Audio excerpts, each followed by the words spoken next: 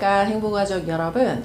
오늘은 부동산을 내가 좀 살려고 해요. 종잣돈을 겨우 모아가지고 뭐 오피스텔이나 아니면 아파트 또는 건물을 사려고 하는데 부동산을 다녀보는데 너무너무 매력적이고 좋은 게 나왔습니다. 그래서 제가 살려고 딱 했는데 단 한 가지 문제가 뭐냐면 계약부터 시작해서 보통 일반적으로 한 2달을 넘지 않잖아요. 아무리 길어야 3개월인데 3개월이 아닌 6개월 이상의 기간을 잔금 기간으로 잡아달라고 요구하는 경우가 있습니다. 그런데 그 부동산의 위치가 너무너무 내가 원하는 위치이고요. 그리고 층수도 또 원하는 층수고, 그리고 건물의 그 안에 있는 인테리어 이런 것도 부동산 인테리어도 너무너무 마음에 들어서 꼭 사고 싶어서 잠을 못 이룰 정도로 그렇게 하는 그런 경우가 있습니다. 그럴 경우에는 어떻게 해야 될까라는 생각이 들어서 여러분에게 오늘 이런 컨텐츠를 제공하려고 합니다. 부동산을 사고 파는 행위는 그 전에 계속 말씀드렸지만은 계약관계입니다.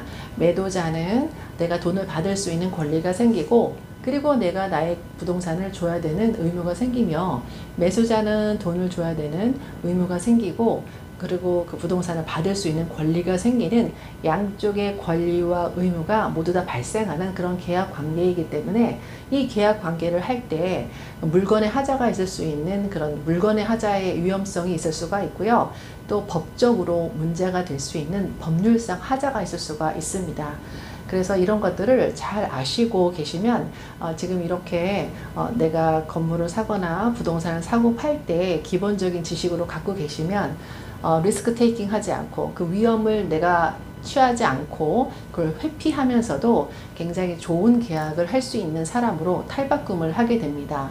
예전에 난 놓고 기억자도 모른다는 말이 있죠. 사실 계약서를 쓰고 할 때 내가 사인을 하면은 거기에 대한 의무를 내가 가져야 되는데, 그 계약서를 잘 읽고 이해하지 못하는 난 놓고 기억자도 모르는 경우가 굉장히 허다한 것은 참 안타까운 현실이라고 생각합니다. 그래서 그런 경우를 방지하기 위해서 이렇게 오늘도 이 시간을 저축하는 여러분들은 행복한 부자로 가는 시간이 될 줄로 생각합니다.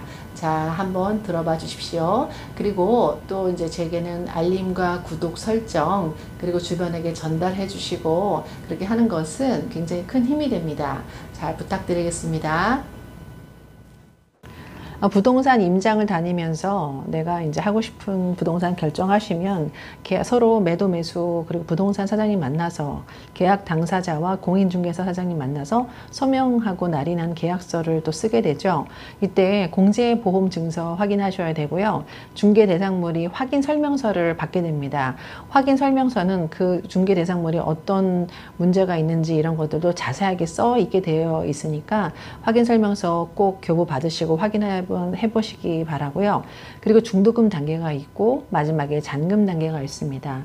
이 중도금 단계는 진행 단계라고 말하는데요. 계약일로부터 30일 이내에 실거래가 신고를 하게 되는데 본인이 할 수도 있고요. 부동산 중개사님이 하실 수도 있습니다. 그리고 전자계약일 경우에는 자동적으로 신고가 됩니다.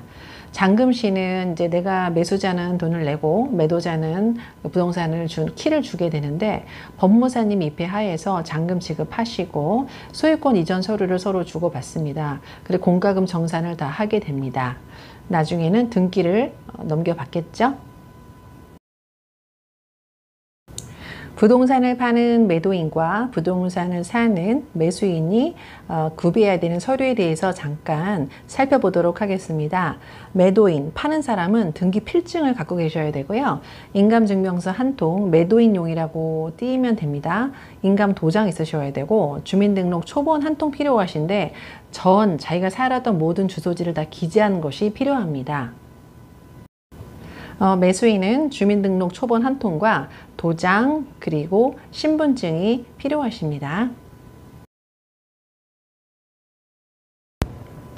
김 여사님은 정년퇴직 이후에 아파트에 사는 것보다는 텃밭을 가꾸면서 사는 전원생활을 꿈꿔왔습니다.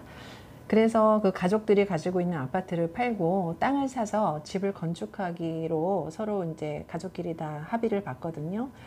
그래서 설계사님께 의뢰를 해보니까 건축 설계 받고 집이 다 지어지기까지 약 6개월 정도 걸리게 되었어요.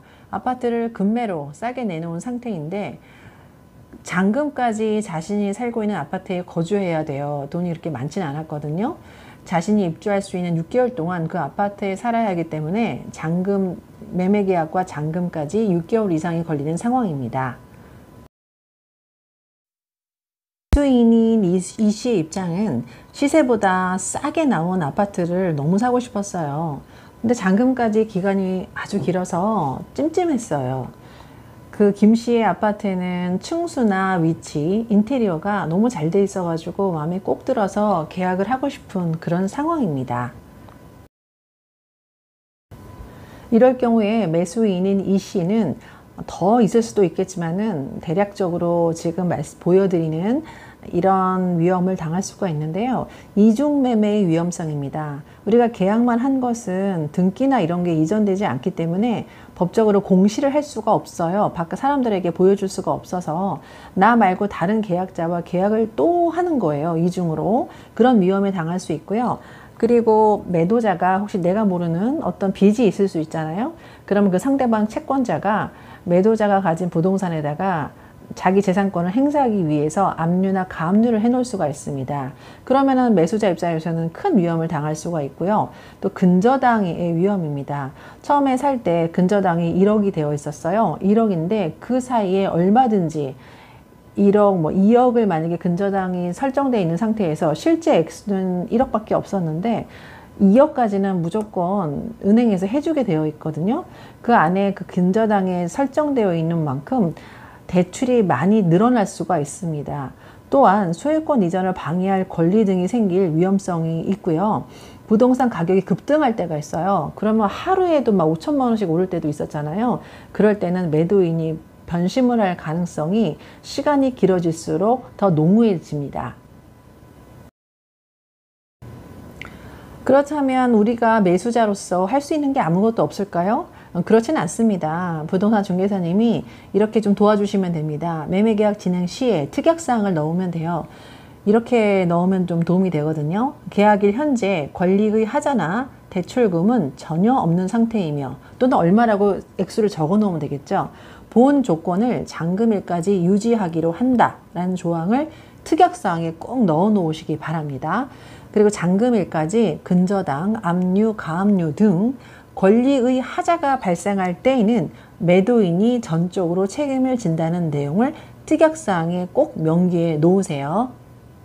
마지막으로 매도인의 변심으로 계약이 해지가 된다면 계약금 이외에 위약금, 이게 제일 중요하거든요. 위약금으로 얼마를 지급한다를 정확하게 명시를 해 놓으시면 훨씬 더 그런 위험을 피해 가실 수가 있습니다.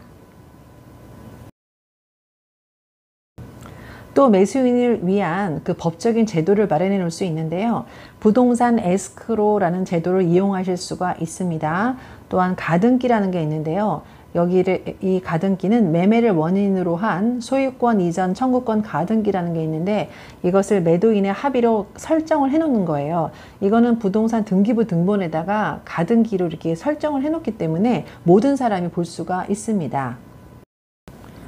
이 가등기를 설정해 놓는 게 가장 원칙적이고 합리적인 방법이며 이거에 소요되는 그런 비용은 보통 매수인이 다 감당을 하게 됩니다. 자, 오늘은 계약일부터 잔금일까지 3개월 이상 너무 많이 길어질 경우에는 어떤 위험이 있을 수 있을까에 대해서도 알아봤고 그 위험을 회피하기 위해서 계약서에 어떤 특약을 써야 되는지도 알아봤고요. 그리고 또 법적으로 어떤 조치를 해놓을 수 있는가에 대해서도 짚어봤습니다. 어려운 단어인 에스크로나 이런 것들은 다음에 또 다시 한번 설명드릴 기회가 있을 것 같고요.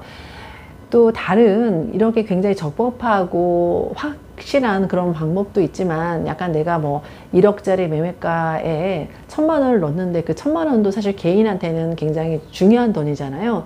그 돈이 좀 불안할 경우에는 거기 임차인으로 들어가는 그런 계약서를 하나 더 써서 받아 놓으면은 나중에 또 도움이 될 수도 있으니까 참고하시길 바랍니다. 오늘 이렇게 한 주제에 대해서 여러분과 함께 이 컨텐츠를 만들어서 공유해 봤는데요. 이 모든 것들이 여러분들이 행복하게 사시는 그 부자로 가시는 그 길에 초석이 되기를 바라고요.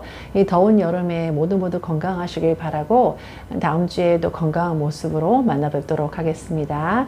감사합니다.